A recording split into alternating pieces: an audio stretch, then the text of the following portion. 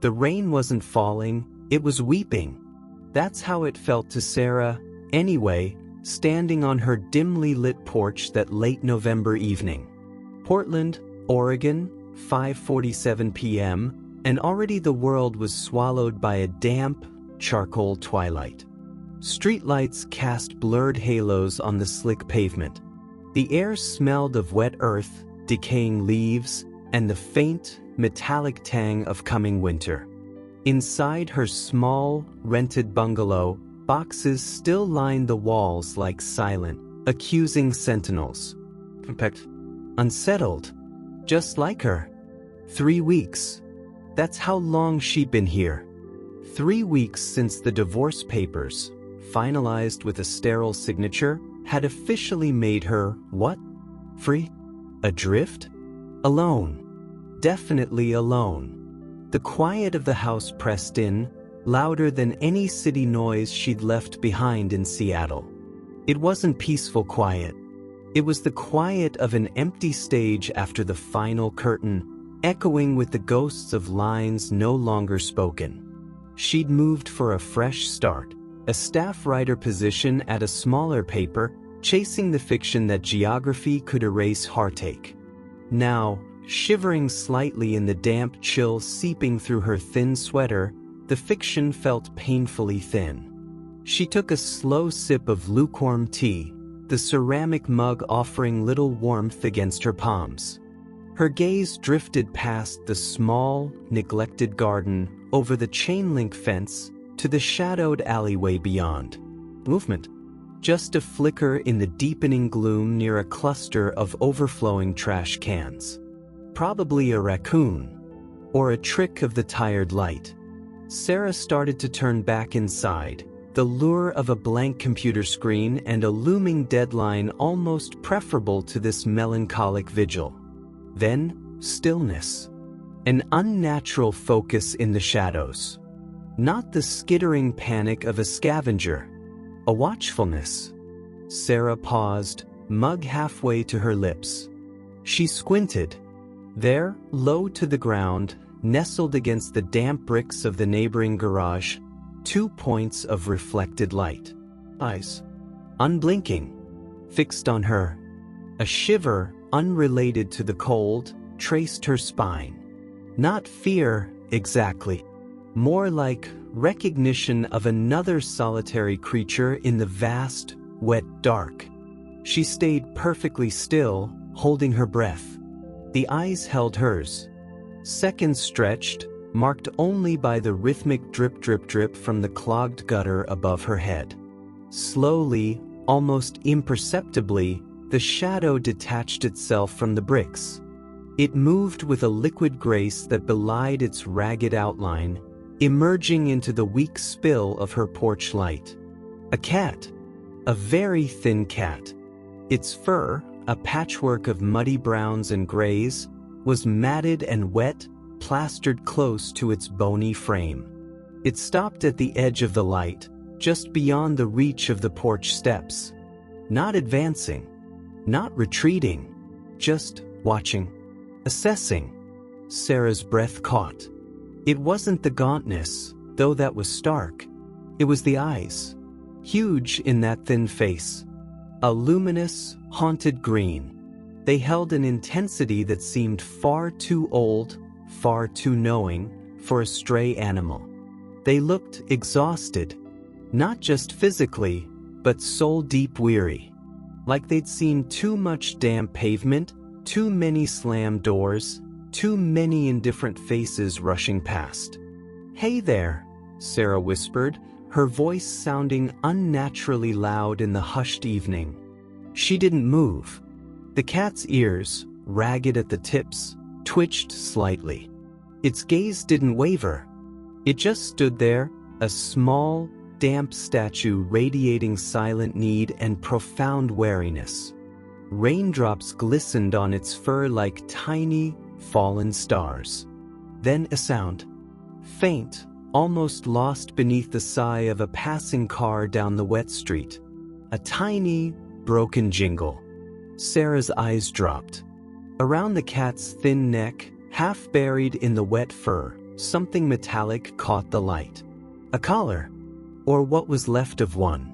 It was cheap, plastic-coated metal, cracked and dull.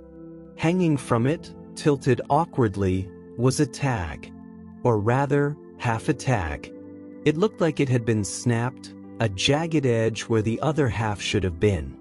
Even from this distance, Sarah could see faint engraving on the visible portion. Curiosity, a spark she hadn't felt in weeks, flickered to life beneath the heavy blanket of her own sadness.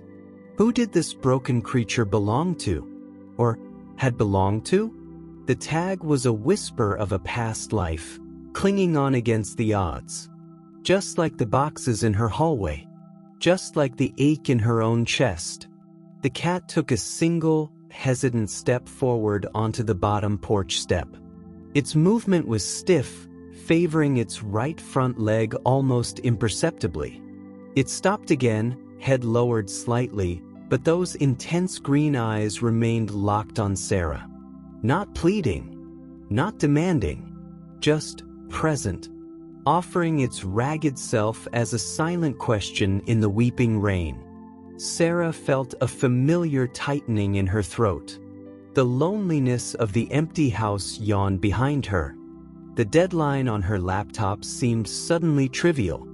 Here was another lost thing, standing shivering on her step. Another story, perhaps, written in matted fur and haunted eyes. She remembered the leftover salmon in her fridge. A reckless, impulsive thought bloomed, just for tonight. She crouched down slowly, deliberately non-threatening, bringing herself closer to the cat's level. The damp wood of the porch steps soaked cold through the knee of her jeans. "Okay," she murmured, her voice barely above the rain's whisper. "Just for tonight. You look like you could use a break from the weather." She reached out, not to touch, but to gently place the mug of lukewarm tea on the step beside her. A small offering, a gesture of truce. The cat watched the mug, then slowly, deliberately, lifted its gaze back to Sarah's face. It took another step, then another, until it stood just an arm's length away. Close enough for Sarah to see the intricate patterns in its muddy fur, the delicate curve of its whiskers, the slight tremor running through its thin body. Close enough to see the broken tag clearly. Engraved on the remaining fragment, worn but legible, were two characters. B. That was it. Just B, and then the jagged break. A name cut in half. A story interrupted. The cat lowered its head, sniffed cautiously at the steam rising from the mug. Then, with a softness that surprised her, it rubbed the side of its thin face against the warm ceramic. A tiny, rumbling sound vibrated in its chest. Not quite a purr. More like the hesitant turning of an engine long dormant.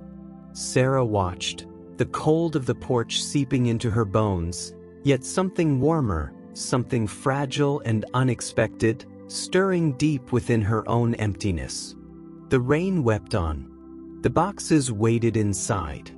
The unwritten article loomed. But right here, right now, on this damp porch step, a silent pact was forming between two solitary souls adrift in the November dark. The broken tag, the haunted green eyes, the sheer, vulnerable persistence of this creature. It wasn't just about shelter from the rain anymore. It felt like the first, tremulous note of a story she hadn't known she needed to hear. A quiet shift, profound and terrifyingly gentle, had begun in the stillness of her heart. The rain, relentless against the windows, became a cocoon, sealing Sarah and the cat inside the small, box-filled living room. Outside, the world dissolved into watery gray smears. Inside, an experiment in fragile trust had begun. Sarah named the cat Dash. Not just for the hyphen on the broken tag, B-dash, but for the way it moved, a sudden, hesitant darting followed by unnerving stillness. like a creature perpetually caught between flight and the desperate need to stay. She'd placed the leftover salmon on a chipped saucer near the radiator, a beacon of warmth and scent. Dash had approached it, not with the frantic greed Sarah expected from a starving stray, but with a slow, almost ceremonial caution. Every muscle taut, eyes wide, scanning the room, scanning her, before dipping its head to take tiny, precise bites. The sound was surprisingly delicate, a soft, rhythmic crunching in the quiet house. Sarah sat cross-legged on the worn rug, several feet away, pretending to read a magazine, her own breath held. She watched the subtle shift in the cat's posture as the warmth of the radiator and the food seeped in. The trembling subsided, fractionally. The rigid line of its spine softened, just a little. It ate methodically, pausing often to look up, those luminous green eyes finding hers instantly, holding her gaze for seconds that felt like minutes before returning to the food. It was unnerving, that directness, like being seen, truly seen, for the first time in months. Not as Sarah the newly divorced woman, or Sarah the new staff writer floundering, but just as Sarah, present. When the salmon was gone, Dash meticulously cleaned the saucer, tiny pink tongue working over every porcelain curve, then retreated. Not far. Just to the farthest corner of the rug, near the radiator's heat. It sat, curling its thin body tightly, tucking its nose under the ragged tip of its tail. But the eyes, they remained open, fixed on Sarah. Guarded, exhausted, yet undeniably present. Just for tonight, Sarah reminded herself, the words echoing hollowly in the quiet. She knew she was lying. To herself. To the cat. The cardboard boxes seemed to mock her indecision. She rose slowly, moving with exaggerated care towards the hallway closet. Dash tracked her every movement, head tilting slightly, ears rotating like tiny radar dishes. Sarah unearthed an old, thick bath towel, faded blue and slightly musty. She approached the radiator corner slowly, telegraphing her movements. Dash didn't flee. It watched, wary, but didn't flinch as Sarah gently laid the towel down, a soft island a foot away from its chosen spot. Warmer than the rug, she murmured, more to herself than the cat. She retreated to the lumpy sofa, pulling a knitted throw over her legs, picking up her laptop. The unwritten article glowed accusingly on the screen. Local landmarks, hidden histories. She stared at the blinking cursor, her mind as blank as the page. The silence wasn't empty anymore. It was filled with the soft hiss of the radiator, the rhythmic drip from a leaky faucet in the kitchen she hadn't fixed, and the quiet, almost imperceptible sound of Dash's breathing. A shallow, raspy rhythm. Hours passed. The rain drummed. Sarah typed, deleted, typed again, her focus fractured. Her gaze kept drifting back to the blue towel. Dash hadn't moved onto it. It remained a tight, damp ball on the rug's edge. But slowly, incrementally, the intense watchfulness eased. The green eyes grew heavy-lidded. The head sank lower. Finally, with a sigh so soft it was more vibration than sound, Dash slept. Not the deep, trusting sleep of a secure animal, but the exhausted collapse of a creature pushed beyond its limits. Its breathing deepened slightly, the rasp less pronounced. Sarah watched the sleeping cat, a knot tightening in her chest that had nothing to do with her failed marriage. It was older, deeper. The raw vulnerability of this small life, trusting just enough to close its eyes in her presence, unlocked something she'd carefully buried. The image of her mother's hospice room flashed, sterile white, the quiet beep-beep of machines, that same shallow, labored breathing. The helplessness. the bone-deep weariness that came from loving someone slipping away. Dash's thinness, the fragility beneath the matted fur, resonated with that old, familiar ache. Grief, she realized, wasn't a single wound. It was a landscape, and this small, broken creature had led her stumbling back into a forgotten corner of it. The next morning dawned gray and damp. The rain softened to a persistent drizzle. Sarah woke stiffly on the sofa, the throw tangled around her legs. She blinked, disoriented, then remembered. Her eyes flew to the radiator corner. The blue towel was empty. A spike of irrational panic shot through her. Had it left? Was it hurt? She sat up quickly, scanning the room. Under the small writing desk crammed between boxes, Dash was crouched low, a shadow among shadows, watching her. The green eyes were alert, cautious again, the brief truce of sleep forgotten. Sarah let out a breath she hadn't realized she was holding. "Morning," she whispered, her voice thick with sleep. She moved deliberately, filling a bowl with fresh water. Opening a can of tuna she'd bought on a late-night pharmacy run, the sharp, briny smell filling the small space. She placed the water and food near the radiator, well away from the desk, then retreated to the kitchen alcove to make coffee. She busied herself, clattering the kettle, grinding beans, giving Dash space. When she peeked back, the cat was at the food bowl, eating with the same focused caution as the night before. Progress, measured in inches. The pattern repeated over the next few days. A fragile dance of proximity and retreat. Dash would appear, drawn by the ritual of food, eat meticulously, then vanish. Under the sofa, behind the stacked boxes in the hallway, into the shadowed space beneath the claw-footed bathtub. Sarah learned the cat's hiding spots by the subtle signs, a flicker of movement, the faintest indentation in the dust under the sofa, the way a particular box seemed just slightly askew. She respected the boundaries. She spoke softly, narrating mundane tasks. "Just doing the dishes now, terrible weather still, maybe sun tomorrow?" Offering a constant, low murmur of non-threatening sound. She never reached out to pet, never cornered.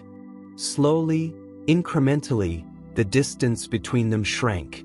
Dash began staying in the room after eating, choosing a new vantage point each time. Perched on the arm of the sofa, observing Sarah work from a height. Curled on the rug near her feet, though always just out of arm's reach. The intense stare softened, became more observational, less defensive. Sarah noticed small things. How Dash meticulously cleaned its paws after every meal, the delicate precision of it. How it would freeze, head tilted, at the sound of a specific bird call outside the window. How it avoided the narrow hallway leading to the bedrooms, always skirting it with a wide berth, ears flattening slightly if Sarah walked down it. Then the blinks. Slow, deliberate blinks. Sarah had read about it, a cat's gesture of trust. The first time Dash did it, sitting on the rug while Sarah typed, looking directly at her, and slowly, deliberately closing those huge green eyes, holding them shut for a second before opening them again. Sarah's breath caught. It felt like a gift, a tiny, wordless acknowledgement. She blinked slowly back. Dash looked away, then back, and blinked again. A silent conversation, a fragile bridge being built, one slow blink at a time.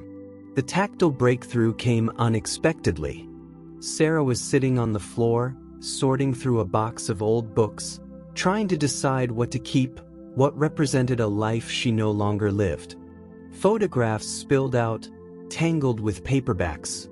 Pictures of hikes with Mark, smiling, arms around each other, the ghost of a future that had crumbled. The familiar ache settled heavy in her chest. She wasn't crying, just sitting there, lost in the numb gray fog that sometimes followed the sharper pains of grief. The silence felt thick, suffocating. She didn't hear Dash approach. A faint pressure on her thigh made her jump. Dash was there, beside her. Not looking at her, but leaning its thin flank ever so slightly against her leg. The contact was hesitant, feather-light, almost accidental. Sarah froze, afraid to move, afraid to breathe. Dash didn't purr, didn't rub, just stood there, offering the simple, solid warmth of its body against hers. A silent anchor in the gray sea of her sadness. The weight, the slight vibration of its breathing, the softness of its damp fur through her jeans, it was profoundly grounding. Sarah felt the tightness in her chest ease, just a fraction. The silent companionship, the unspoken understanding, was a balm she hadn't known she needed. She didn't reach to pet it. Not yet. But she tilted her head, resting it gently against the wall beside her, and closed her own eyes. Just breathing, feeling the small, warm presence against her leg. A connection, wordless, fragile, but undeniably real. That night, the scratching began. Sarah was lying in bed, the unfamiliar sounds of the old house settling around her, rain still whispering against the window pane. She was almost asleep, drifting in that hazy space between wakefulness and dreams, when she heard it. A soft, persistent sound. Scritch, scritch, scritch. Like sandpaper on wood. Coming from the living room. That had to be. Sarah lay still, listening. It wasn't frantic, not like a cat trying to get out. It was rhythmic, focused. Scritch, scritch, this, scritch, scritch. She pictured the cat, standing near the wall, methodically dragging claws over the same spot. But marking territory? But it was an interior wall, near the hallway Dash avoided. Sarah waited, the sound becoming a strange, hypnotic counterpoint to the rain. After about 10 minutes, it stopped. Silence rushed back and deeper now. Sarah drifted into sleep, the image of Dash, thin and intent, scratching at the wall, lingering in her mind. The next morning, she investigated. The wall in question was in the living room, opposite the sofa, near the archway leading to the forbidden-feeling hallway. The wallpaper was old, a faded floral print Sarah planned to strip eventually. She ran her fingers over the area near the baseboard. Nothing obvious. No visible damage, no loose strips. Just the faintest impression. A slight roughness on the paper's surface, where countless tiny claws might have scraped. She knelt, looking closer. Was that a seam?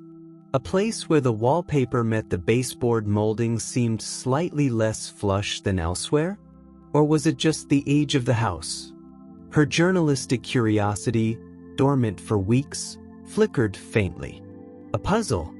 Small, insignificant, but there. Later that day, Sarah was sitting on the sofa, laptop abandoned, sketching idly in a notebook. Dash was on the rug nearby, engaged in an elaborate bathing ritual. The afternoon light was weak, filtering through the rain-streaked window, casting long shadows. Sarah watched the cat, the focused intensity of its grooming, the way its tongue worked over a patch of fur on its flank, a patch that seemed slightly thinner, the skin beneath puckered with old scar tissue. A fight? An accident? Another piece of the unknown story.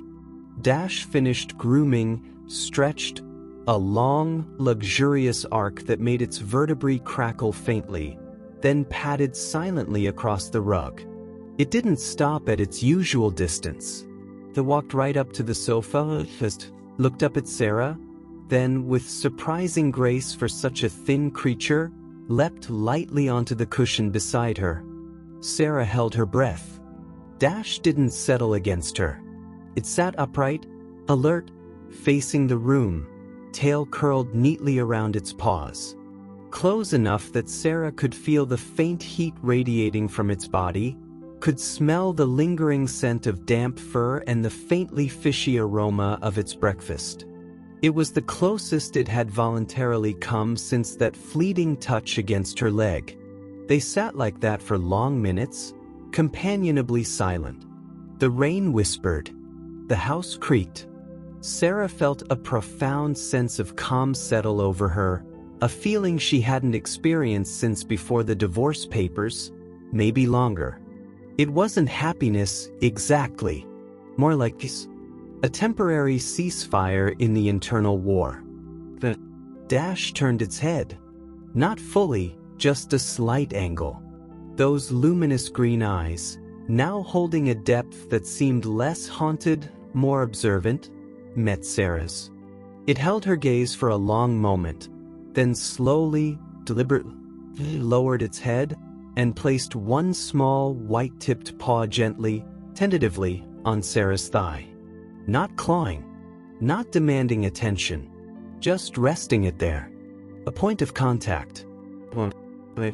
Unmistakable. Sarah's breath hitched. Tears, sudden and unexpected, pricked her eyes. Not tears of sadness this time, but of something else. Something tender and overwhelming. Recognition. Connection. The simple, profound weight of trust offered by a creature who had known little reason to trust.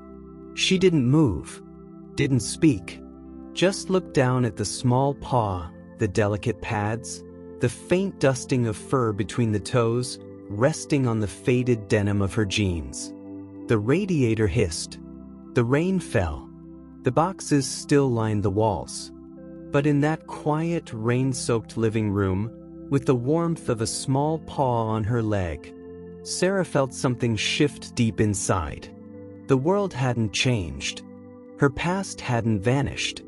But the crushing loneliness, the sense of being utterly adrift, receded, filled just a little by the quiet presence of a cat named for a broken piece of metal and the unspoken promise held in a single, gentle touch. The mystery of the scratching wall faded momentarily, unimportant next to the fragile, burgeoning reality of this, whatever it was growing between them in the Portland gloom. The fragile piece established by Dash's paw on Sarah's thigh didn't shatter overnight.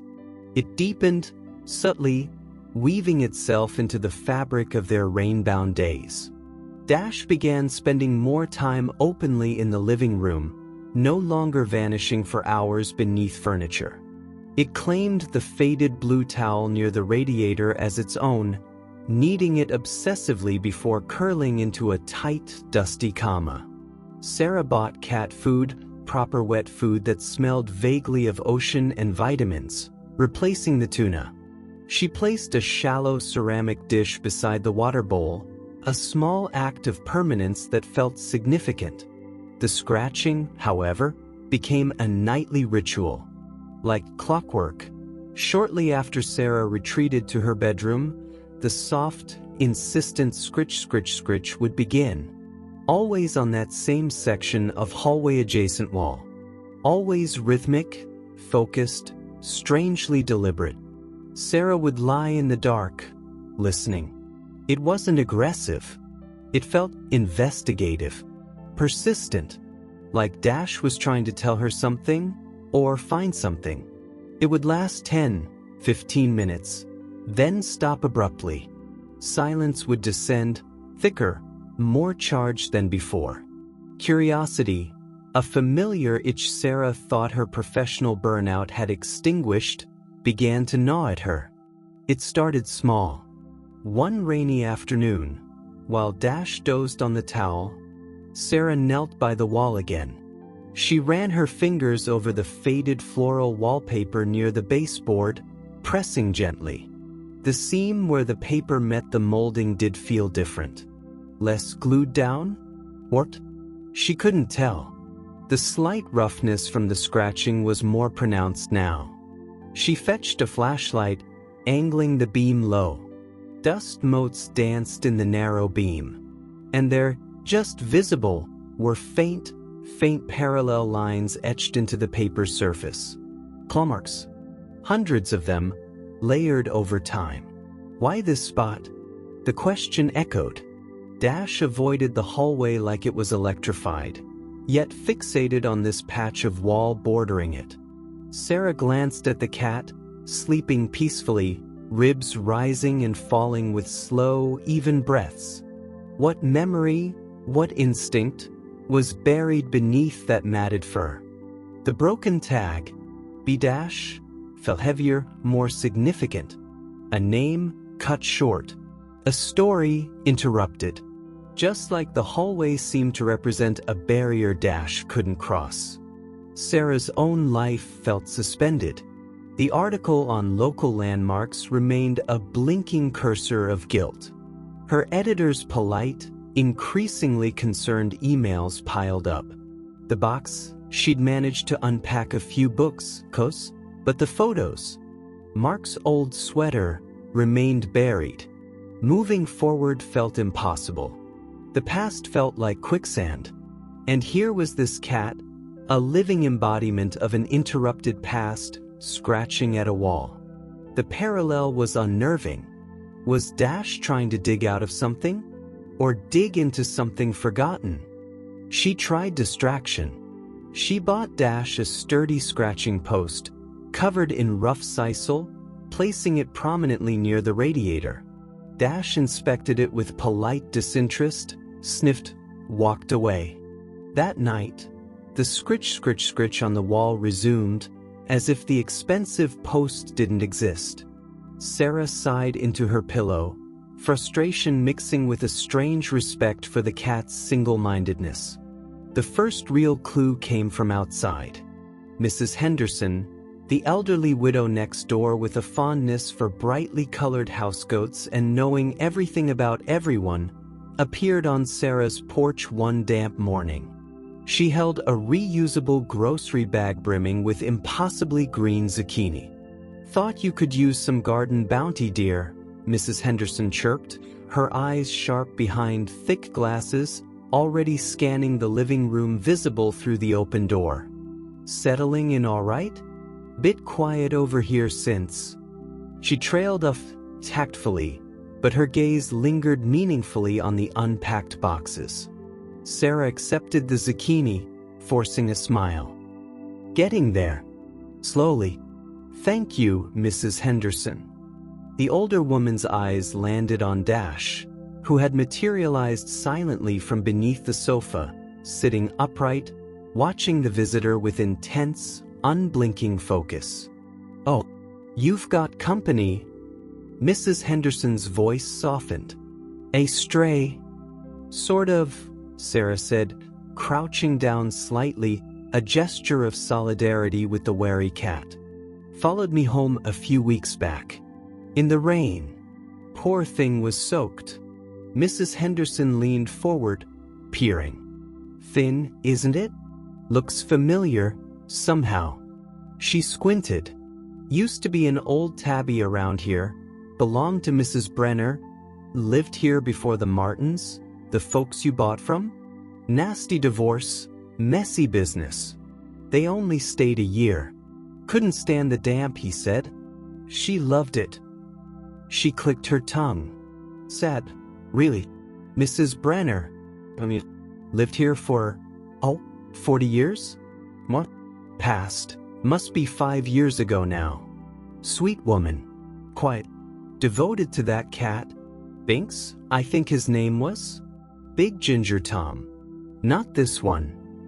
She gestured vaguely at Dash. "This one's scrappier." Sarah's pulse quickened. "Mrs. Brenner.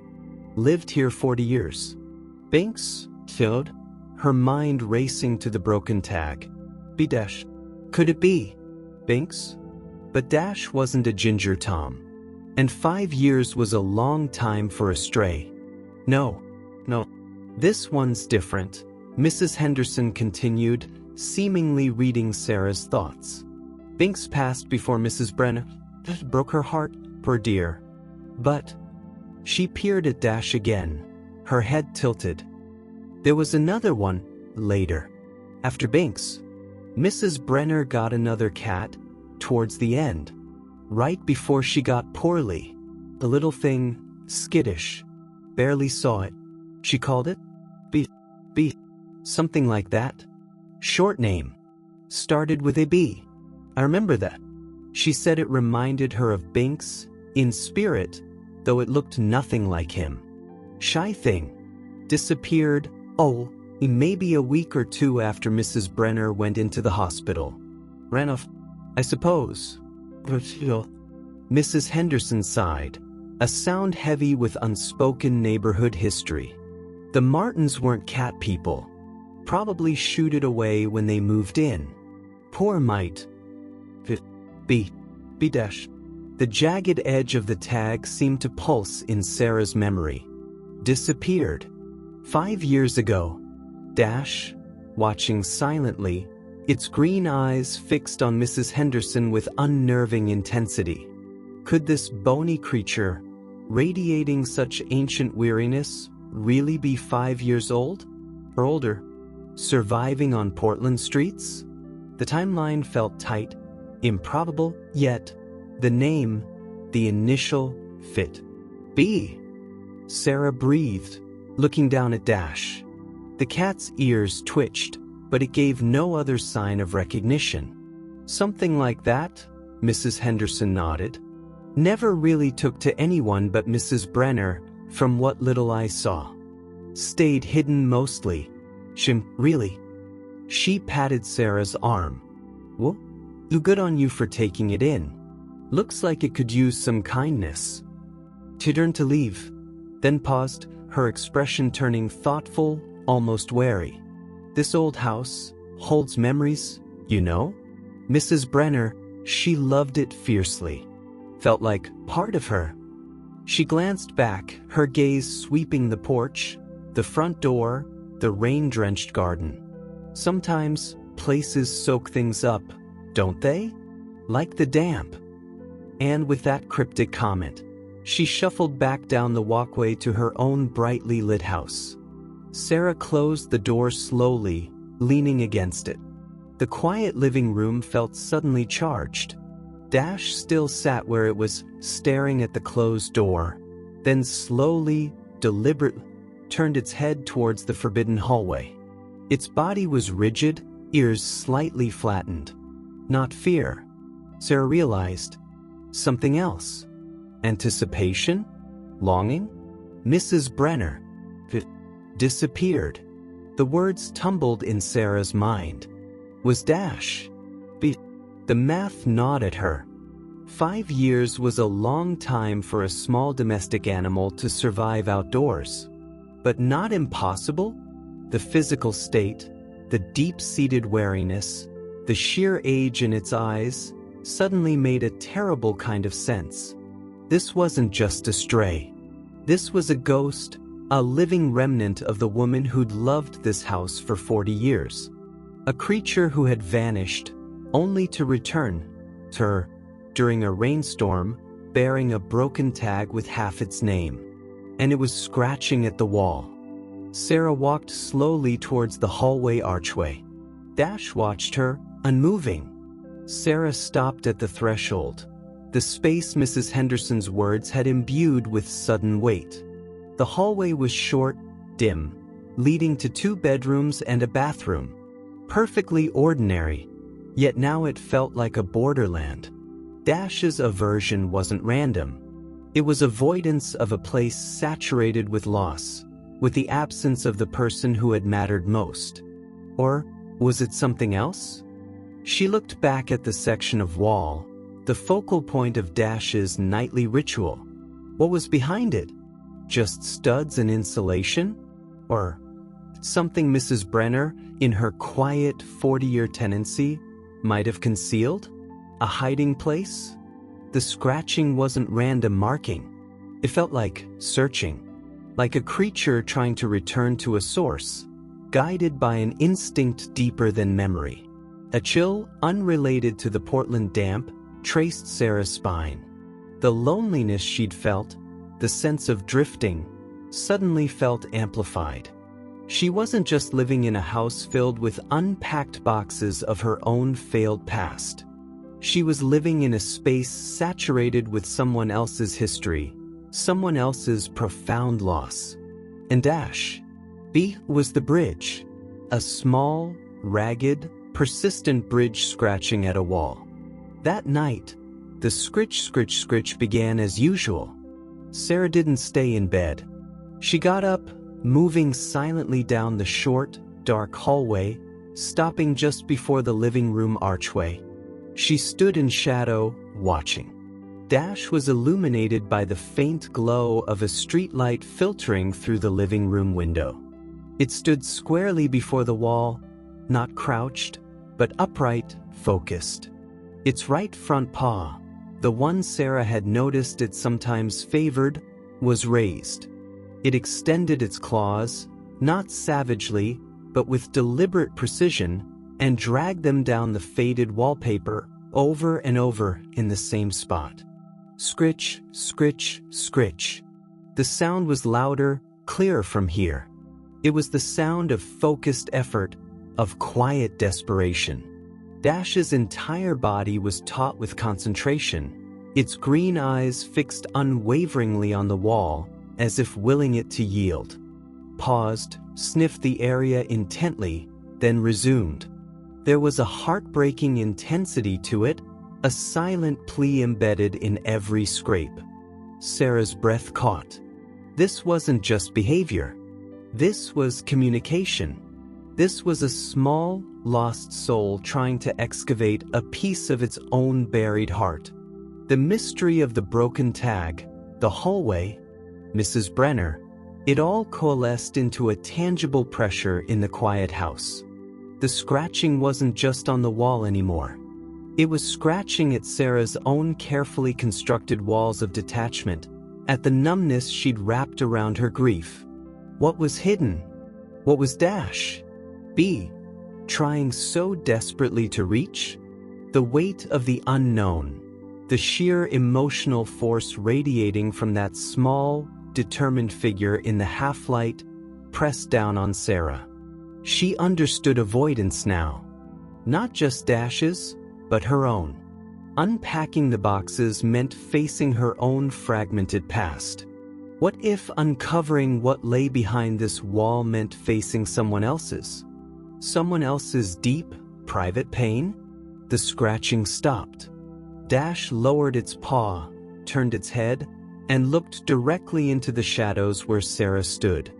Its eyes glowed in the dimness.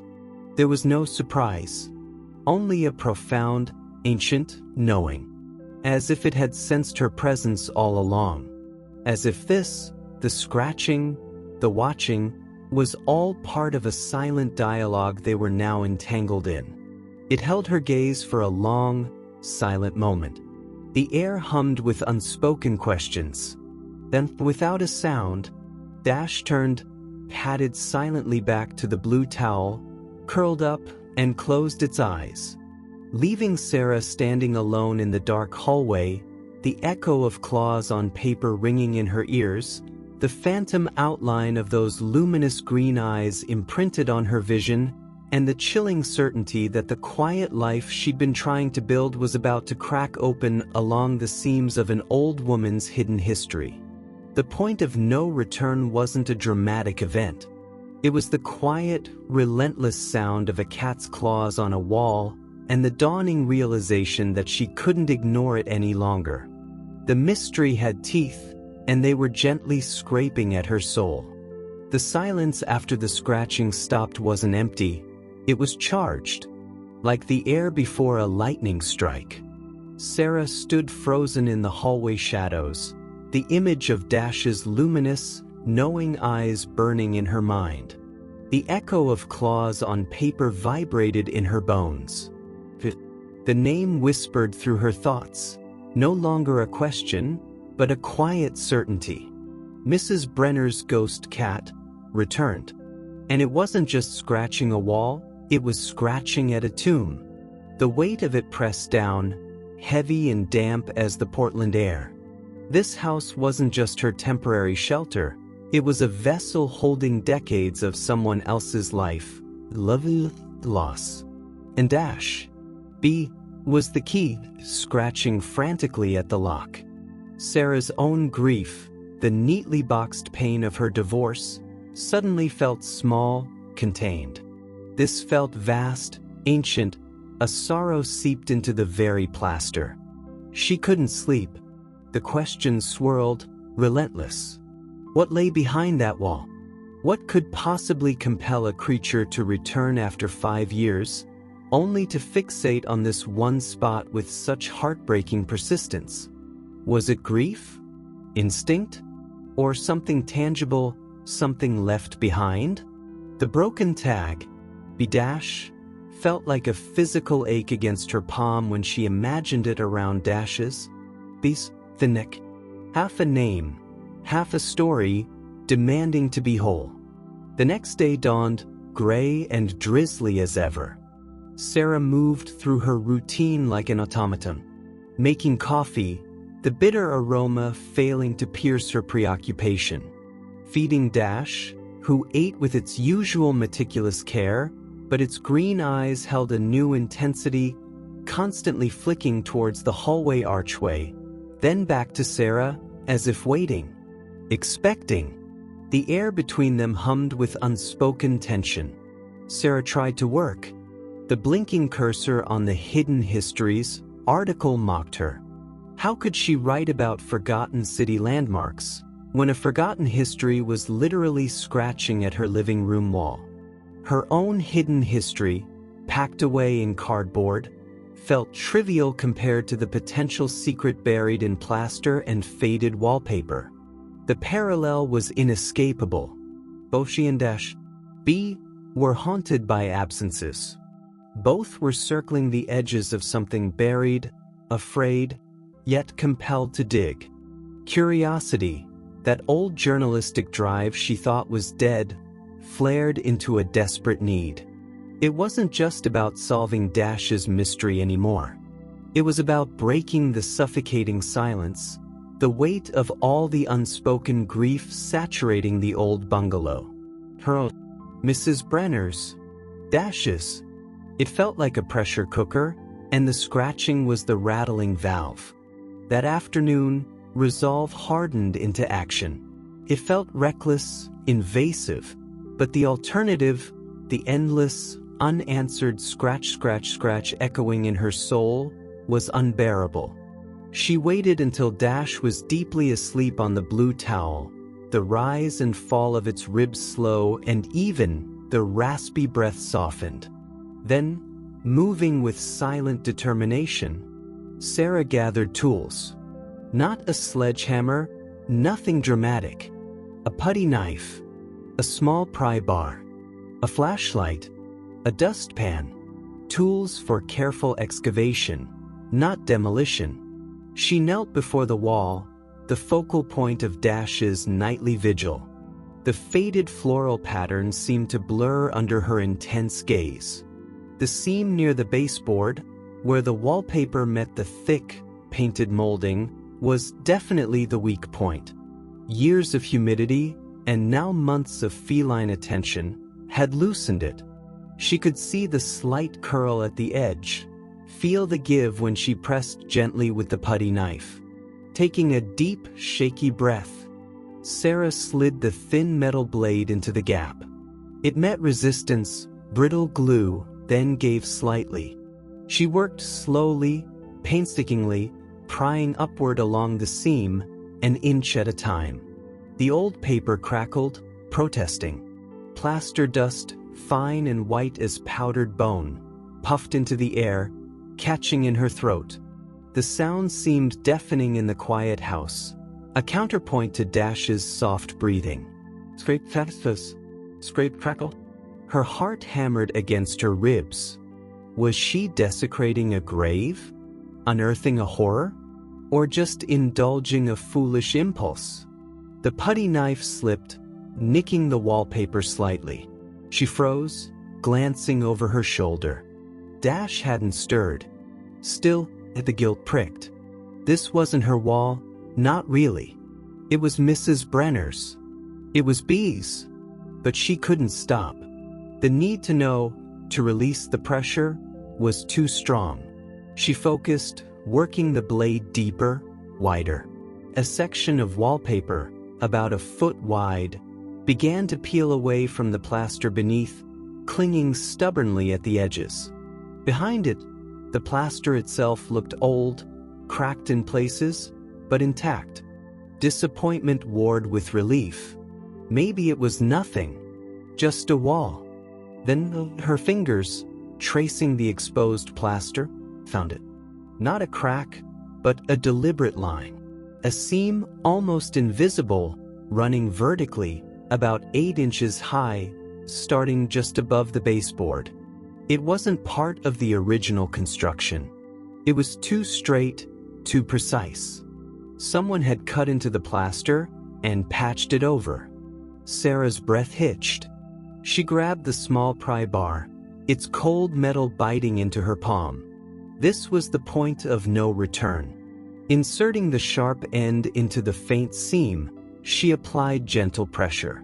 A soft crunch, a shower of fine dust, and a small section of patched plaster, roughly the size of a paperback book, popped inward, then fell away into darkness behind the wall. A hollow space. Sarah fumbled for the flashlight, her hands trembling. She clicked it on, the beam stark and revealing. She angled it into the dark cavity revealed behind the broken plaster. Dust motes danced wildly in the light. The space behind the wall was shallow, maybe 3 inches deep between the studs. And nestled with you protected from time and damp, lay a small, rectangular bundle.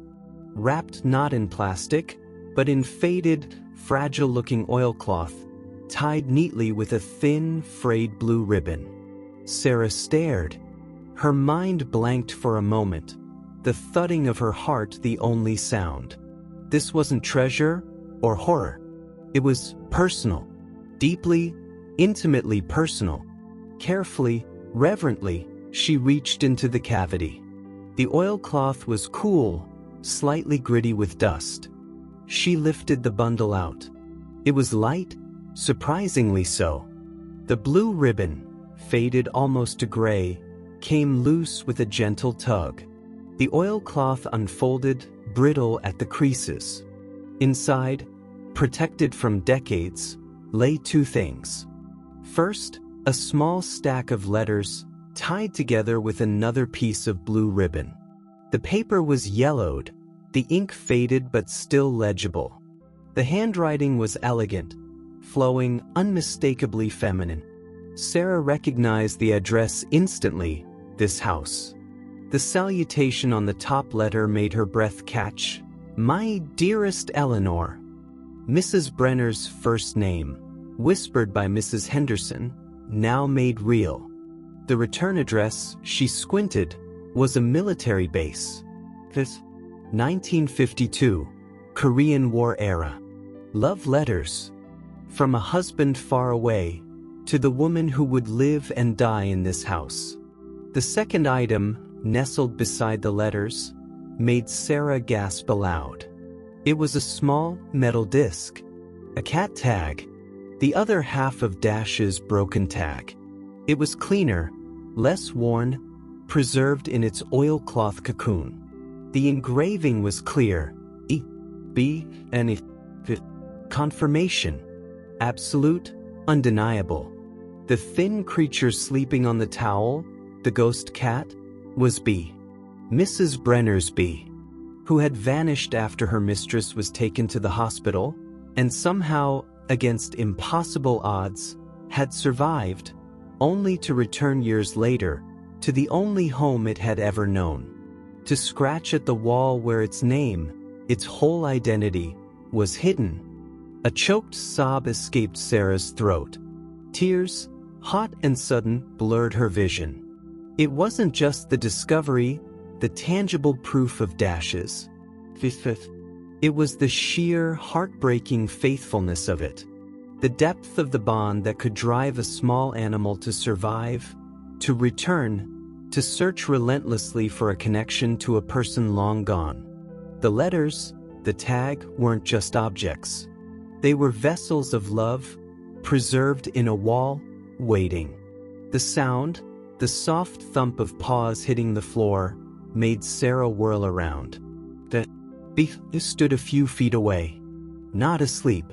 Utterly, completely alert. Its body was rigid, not with fear, but with an electric intensity. Its huge green eyes were fixed, not on Sarah, but on the small metal disc in her hand, glinting in the flashlight beam. The half-tag around its neck seemed to pulse with a phantom connection. Sarah held her breath, frozen. The cat took a single, hesitant step forward. Then another. Its gaze never wavered from the tag fragment. It moved slowly, deliberately, across the dusty floor, stepping over flakes of plaster and fallen wallpaper. It stopped just before Sarah, its nose twitching, sniffing the air, sniffing the oilcloth, the letters, and finally, the small metal disc. A low sound vibrated from deep within Bee's chest. Not a purr, not a growl. A sound Sarah had never heard before. A soft, keening whine, filled with a recognition so profound, so ancient, it shattered the last of Sarah's composure. Tears streamed freely down her face now, unchecked. Bee lowered its head, slowly, cautiously, and nudged the small metal disc in Sarah's hand with its nose. A gentle touch, infinitely tender. Then, it rubbed its cheek against the disc, once. Twice, the gesture of pure, instinctive, heartbreaking familiarity. Marking it, claiming it, remembering it.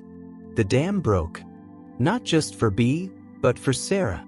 The careful walls she'd built around her own grief, the numbness she'd worn like armor, crumbled. The sight of this small creature, reconnecting with a fragment of its lost love, unlocked a tidal wave she'd been holding back for months. Sobs racked her body, deep, guttural sounds of pain and release. She crumpled forward, the letters and the tag clutched to her chest, the dust of the wall and the salt of her tears mingling on her skin. She wept for Mrs. Brenner, alone in her hospital bed, separated from her home, her letters, her Bee. She wept for Bee, surviving, searching, carrying half a name and a lifetime of longing. She wept for Mark, for the future they'd planned, now as fragmented as the tag had been. She wept for the sheer, brutal, beautiful fragility of love and loss, echoing across decades, across species. Through the blur of tears, Sarah felt it, a soft pressure against her side. Bee had pressed itself against her, leaning its thin body into her shaking frame. Not demanding, not fleeing the storm of her grief, but offering silent companionship, a small, solid presence in the wreckage. Its head rested gently against her arm, near the precious bundle clutched in her hands. The soft keening had stopped, replaced by a deep, rhythmic vibration, a purr steady and low, resonating through Sarah's bones. It wasn't a purr of contentment. It felt deeper, older. A purr of shared sorrow, of understanding, of presence in the face of unbearable absence. Bee was mourning too, finally touching a tangible piece of its own shattered past, while offering comfort to the human whose own walls had just collapsed. They sat like that on the dusty floor, surrounded by the debris of the broken wall, the remnants of Mrs. Brenner's hidden treasure, and the shattered pieces of Sarah's own heart. Woman and cat, bound together not just by circumstance, but by the raw, universal language of grief and the fragile, persistent thread of love that endures even in the darkest corners. The scratching had stopped. The wall had yielded. The mystery was solved, not with a shout, but with a shared sob, a purr in the dark, and the quiet, devastating weight of a small metal disc, made whole again in the palm of a hand. The silence now, filled with the sound of tears and that deep, resonant purr, wasn't charged with tension anymore. It was saturated with a profound, heartbreaking, and strangely healing release. The past, both Mrs. Brenner's and Sarah's, was no longer hidden. It was right here, in the open, demanding to be felt. And for the first time in a very long time, Sarah wasn't facing it alone. The dust settled. Literally, a fine, white powder coated the floorboards around the jagged hole in the wall, the scattered fragments of old plaster, the torn floral paper. It coated Sarah's jeans, her hands, even the faded blue ribbon now lying loose beside the unfolded oilcloth. But it was the silence that felt most profound. Not the tense quiet of before, but a deep, resonant stillness, filled only by the soft patter of rain on the roof and the steady, rumbling purr vibrating against Sarah's side. Bee hadn't moved. Pressed close, its thin flank a warm line against Sarah's trembling leg, its head resting near the bundle of letters and the reunited metal tag in her lap. The purr wasn't the tentative thrum of early days, nor the desperate keening of recognition. It was a low, continuous, engine-like hum, a sound of profound exhaustion, yes, but also of an ancient tension finally released. The frantic searching was over. The lost piece had been found. Sarah's own tears had slowed to a quiet seepage, tracing tracks through the dust on her cheeks. The raw, racking sobs had subsided, leaving behind a hollowed-out ache, but also, strangely, a sense of lightness. Like a fever breaking. She sat amidst the debris of the wall, the debris of her own emotional dam bursting, and simply breathed. The scent of dust and damp plaster and old paper. Out, the lingering tremors of grief. Bee's purr resonated through her bones, a grounding counterpoint. Slowly, carefully, Sarah shifted. Bee lifted its head, those luminous green eyes meeting hers. The haunted intensity was still there, but layered now with something else. A depth of understanding, a quiet fatigue, a flicker of peace. Sarah reached out, not to take, but to offer. She gently lifted the small metal disc and held it near the broken tag still dangling from Bee's collar. Bee lowered its head, sniffing the offered fragment, then rubbed its cheek against Sarah's dusty fingers, a gesture that now felt like a benediction. Acceptance. Gratitude. Sarah carefully, reverently, worked the broken end of the collar's plastic loop. It was brittle, cracked. With a soft snap, it broke. She slid the old, jagged bee tag off, letting it rest in her palm beside its missing half. Then, with fingers that trembled only slightly, she threaded the loop through the hole in the complete bee tag, the letters clear and whole, and fastened it securely back around the cat's thin neck. The weight settled against Bee's fur. The cat tilted its head, listening to the faint, unbroken jingle. A sound it hadn't heard in 5 long years. A sound tied to warmth, safety, home. Bee closed its eyes, a slow, deliberate blink. The purr deepening, vibrating through Sarah's palm where it rested against its side. The simple act, reuniting the tag, felt monumental. It wasn't just fixing an object. It was restoring an identity. Bee was no longer a stray, no longer a fragment. It was Bee, Mrs. Eleanor Brenner's Bee. And now, Sarah's Bee. The connection felt irrevocable. The question of just for tonight dissolved like the plaster dust in the rain's damp air. This cat, this survivor, this keeper of a decades-old love story, belonged here. With her. The practicalities emerged slowly, grounding them both. Sarah couldn't leave the gaping hole in the wall. It felt disrespectful, a wound left open. She gathered her tools again, not for excavation, but for repair. She swept up the plaster dust and paper fragments, the mundane act oddly soothing. She found a piece of spare drywall in the cluttered garage, left by the previous owners. It wasn't a perfect fit, but it would do. Measuring, cutting, the sounds were solid, real.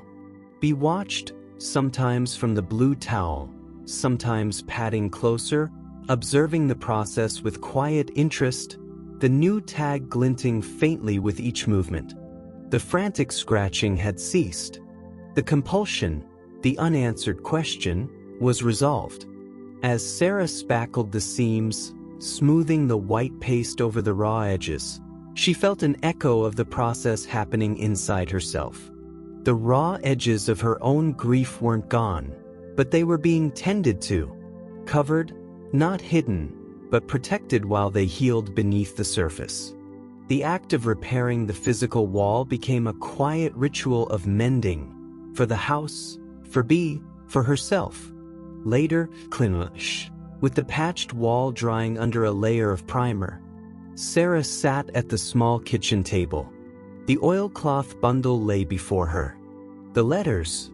Her fingers traced the elegant script, "My dearest Eleanor." A shiver ran through her, not of cold, but of profound intimacy. These weren't hers.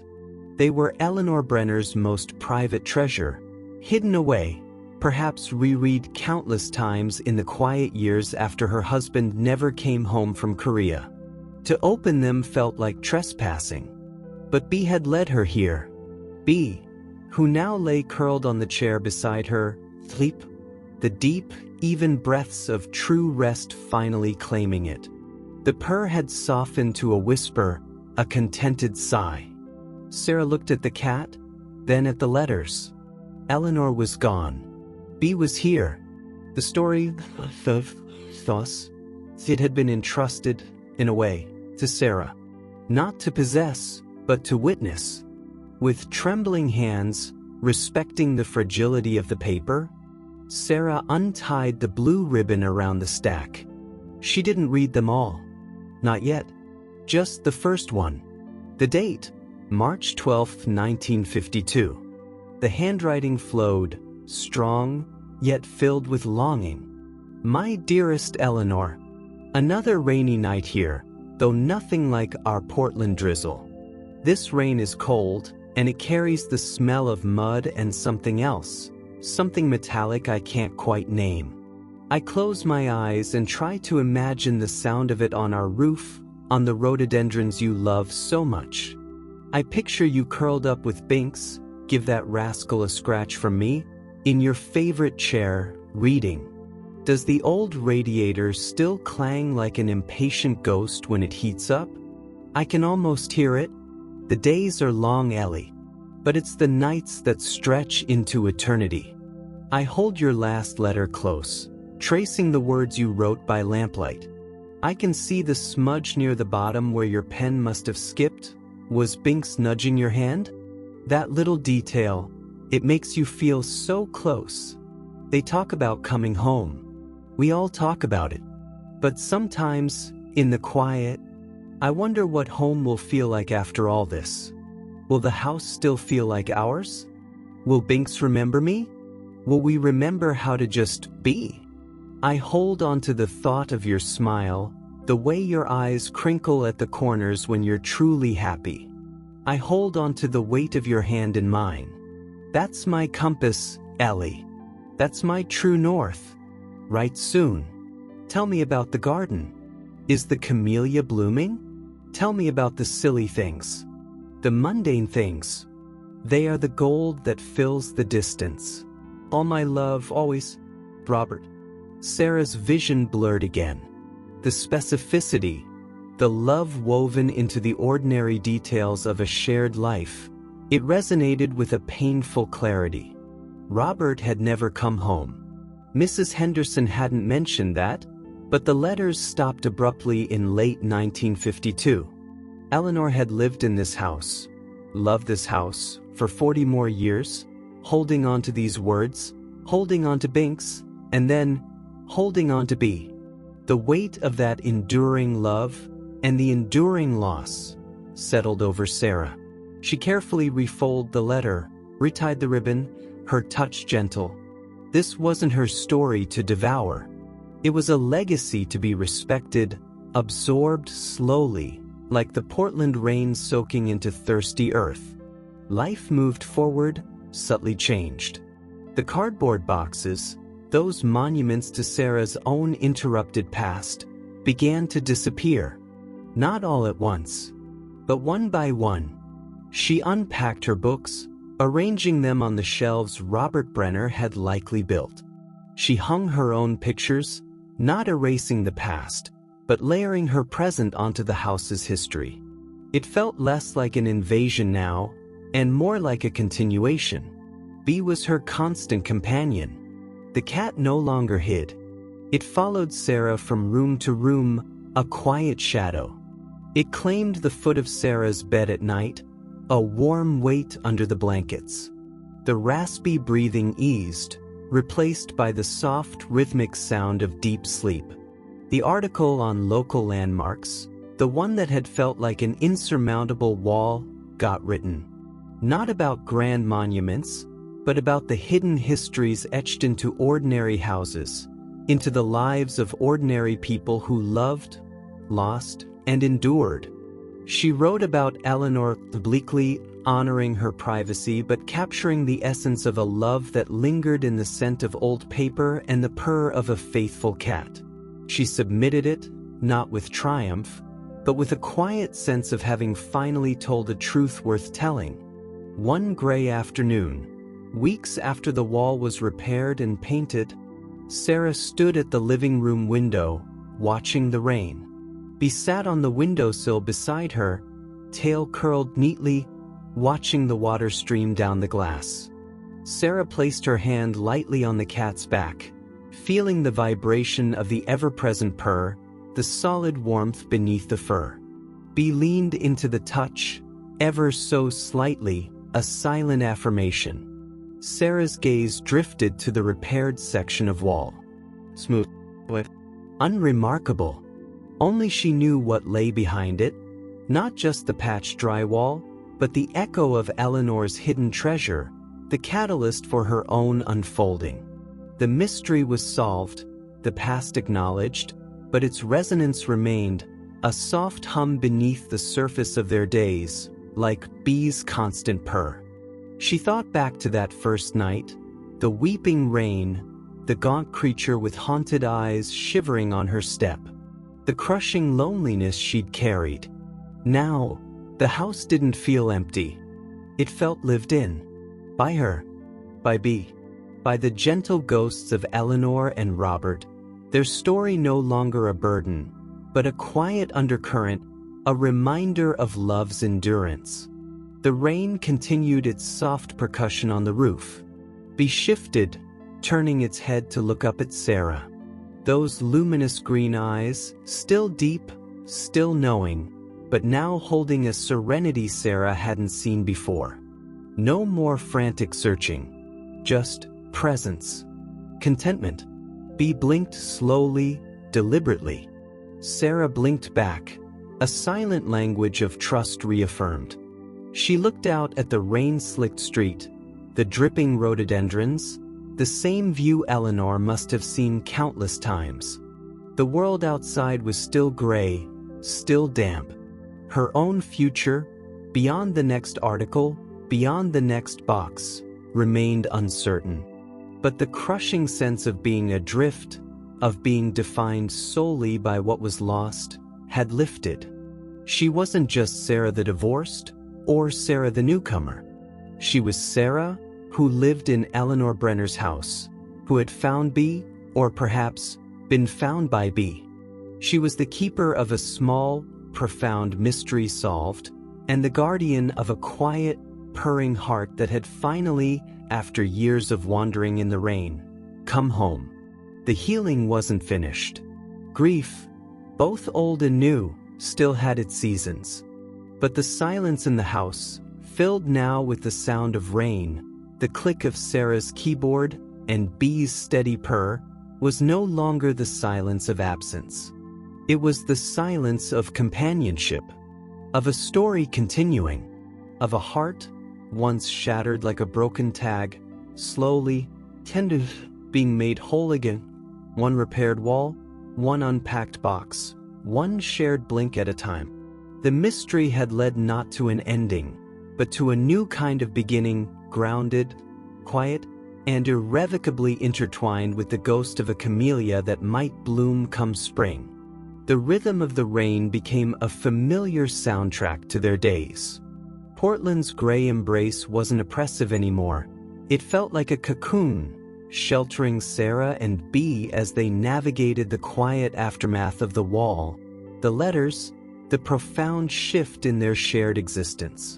The patched section of plaster, now painted a clean, soft white, blended seamlessly with the old wallpaper.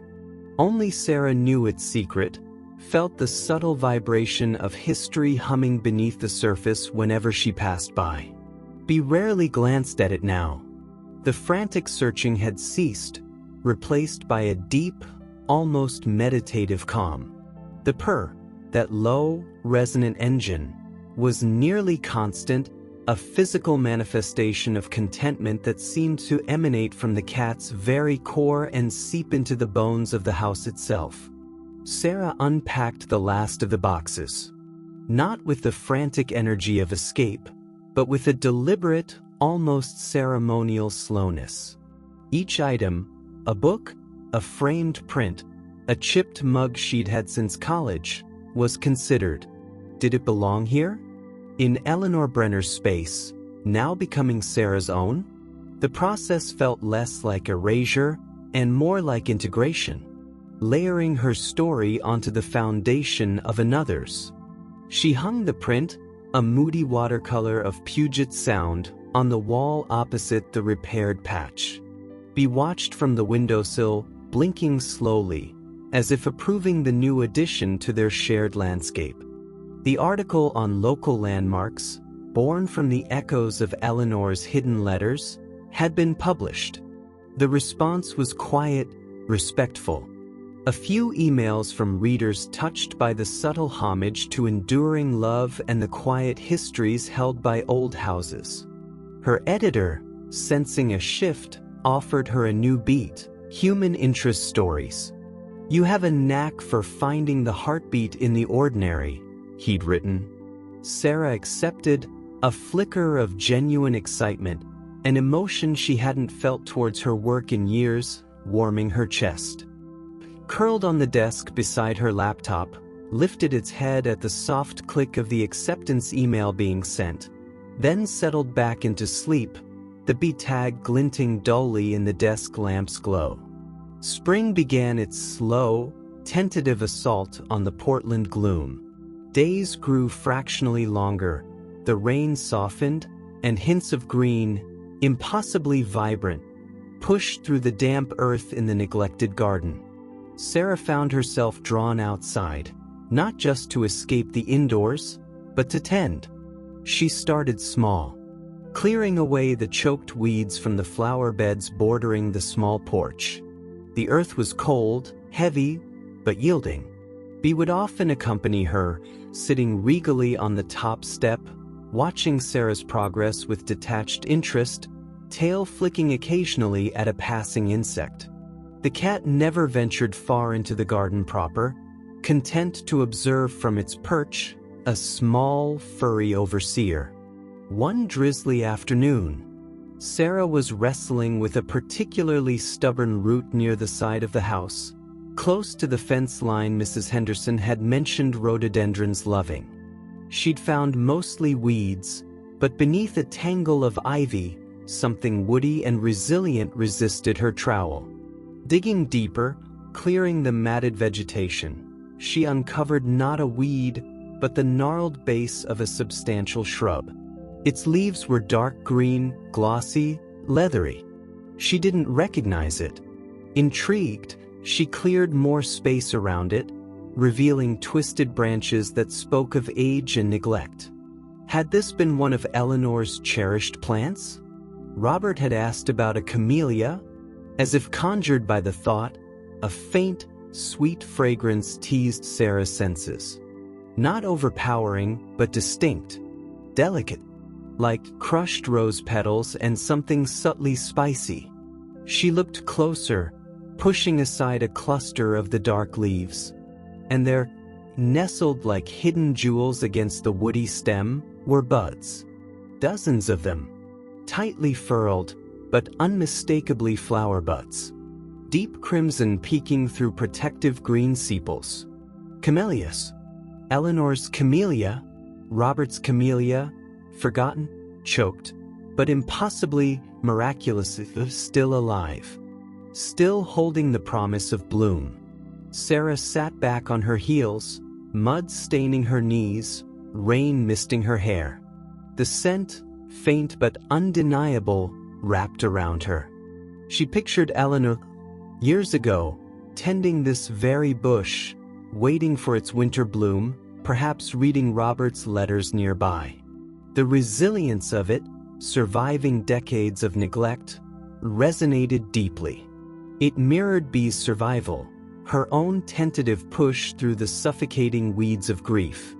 A lump formed in her throat, not of sadness, but of awe. Life, stubbornly, beautifully, persisted. She looked towards the porch. Bee was no longer sitting passively. The cat had risen, standing alert on the top step, its nose twitching furiously, sampling the air. Those luminous green eyes were fixed, not on Sarah, but on the gnarled camellia bush. Bee took a tentative step down, then another, venturing further into the garden than Sarah had ever seen it go.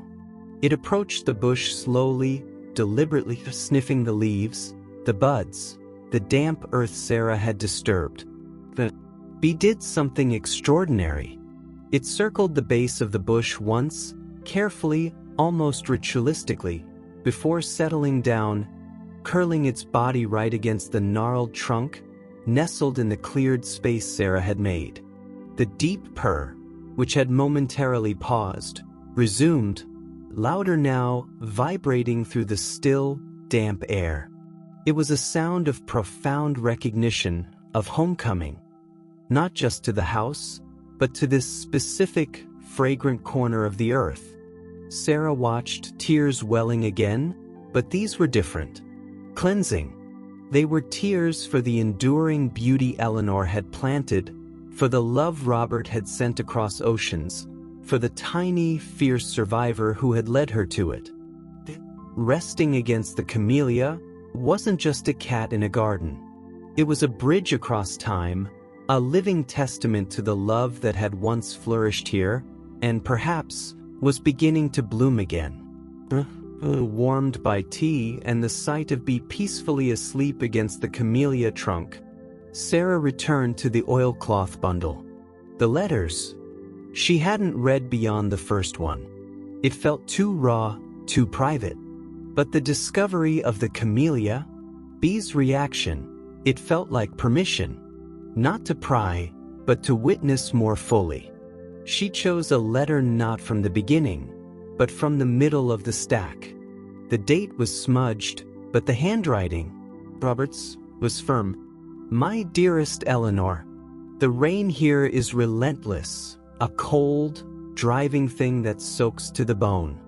It makes the mud a nightmare, but it also washes the dust from the leaves of the few scraggly trees near camp. It made me think of our camellia. Has it bloomed yet?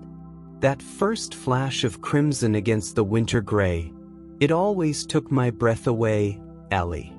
Almost as much as your smile when you'd cut the first bloom and bring it inside, placing it in that little blue vase on the mantel.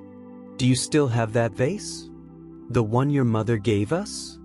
I close my eyes and I can see it so clearly. You, standing by the fireplace, the firelight catching the red in your hair. Don't argue, I know it's there. The camellia like a brave little heart of color in that simple vase. Binks would be weaving figure eights around your ankles, demanding attention, and the smell, that clean, sweet, almost spicy scent filling the room. That was my picture of peace. That was my true north, more than any star. I hold that image tight against the grit and the noise here. It's my talisman. Promise me you'll tell me when it blooms? Describe the exact shade. Tell me if Binks tried to nibble a petal, that rascal. Tell me how it looks with rain on its petals. Those details, they're the lifeline, Ellie. They stitch the miles together. All my love, always, Robert. Sarah lowered the letter. The image was vivid, heartbreakingly so. Eleanor, by the fireplace, the blue vase, the crimson camellia. Binks at her feet. The scent Robert described, clean, sweet, almost spicy, was the exact fragrance now rising from the buds outside. It wasn't just a description, it was an olfactory time capsule, preserved in ink and memory, and now, miraculously, blooming again in her own neglected garden. She looked out the window. Bee was still curled against the camellia's base, a small, protective sentinel. The rain had stopped. A weak shaft of afternoon sun broke through the clouds, gilding the glossy leaves and the tightly furled crimson buds. It illuminated Bee's fur, warming the dusty browns and grays, making the bee tag gleam. The final gift wasn't just the discovery of the camellia or the deeper glimpse into Eleanor and Robert's love. It was the profound understanding that settled over Sarah like the quiet after the rain. Love, true love, wasn't erased by absence, by distance, even by death.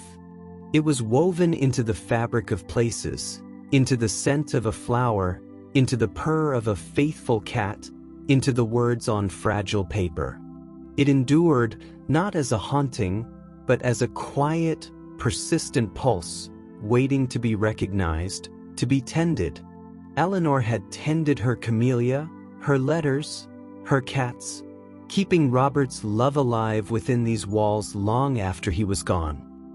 In its fierce, silent way, had tended the memory of Eleanor guarding her secret, scratching at the wall of her absence, until Sarah, another lost soul, had listened. Sarah's hand drifted to her own chest, not to the ache of Mark's absence, but to the space where something new was unfolding. She wasn't just tending a garden or repairing a house. She was tending the fragile, enduring legacy of love she'd stumbled into.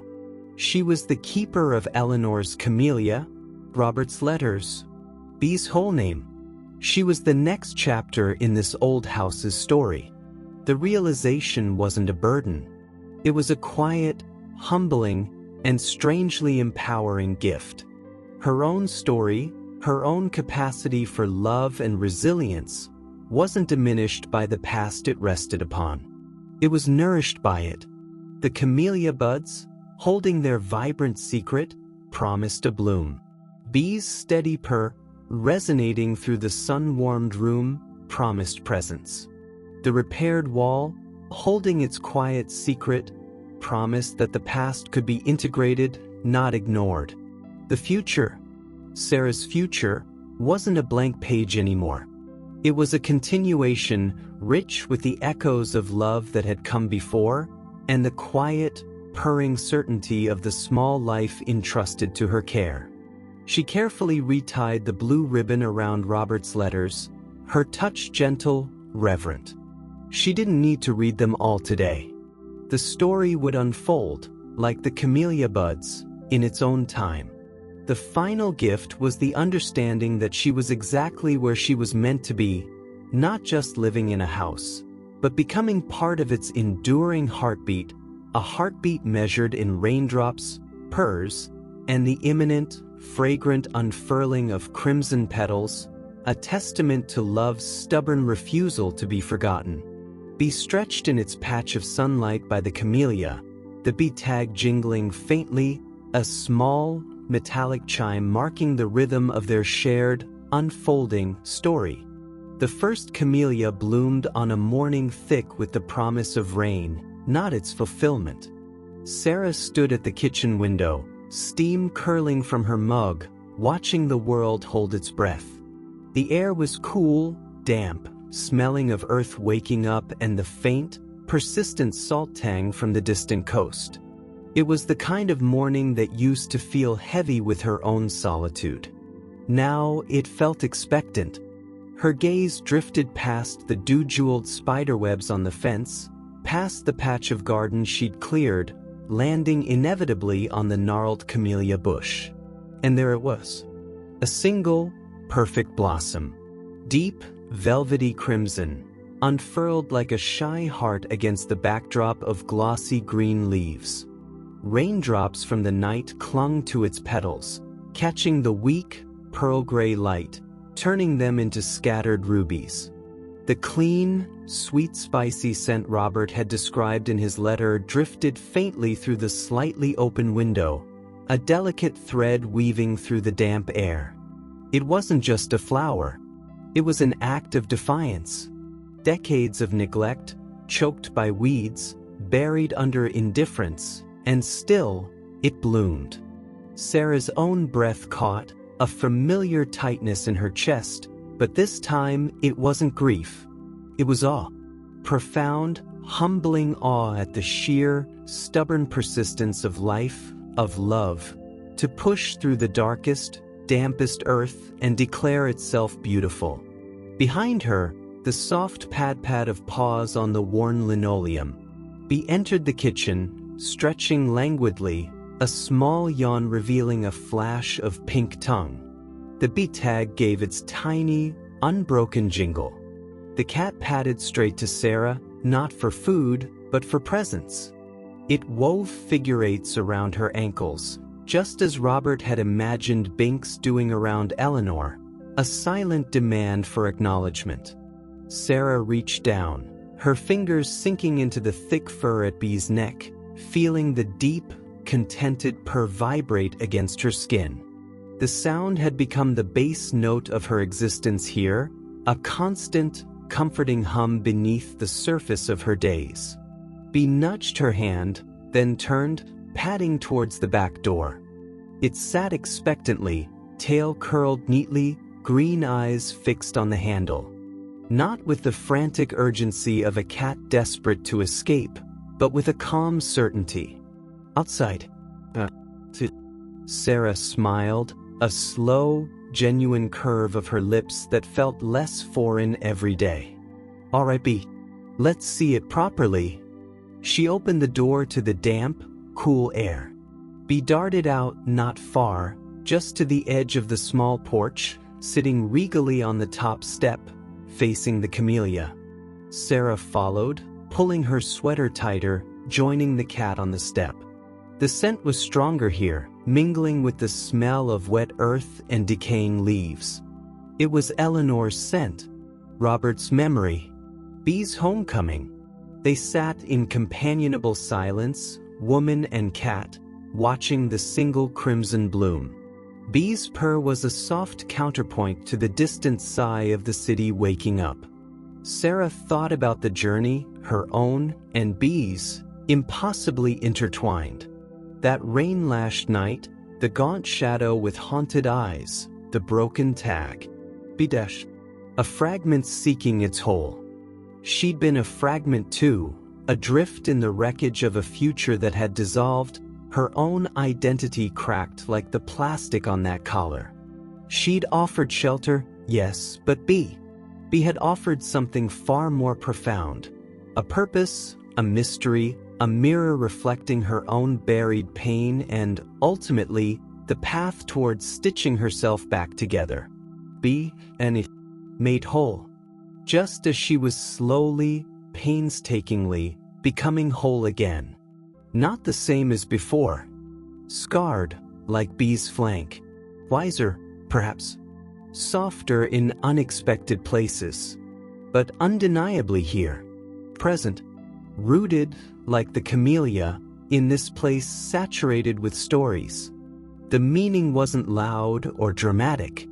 It whispered in the scent of a rediscovered flower, resonated in the steady purr of a once-lost cat, echoed in the smooth plaster covering a secret wall.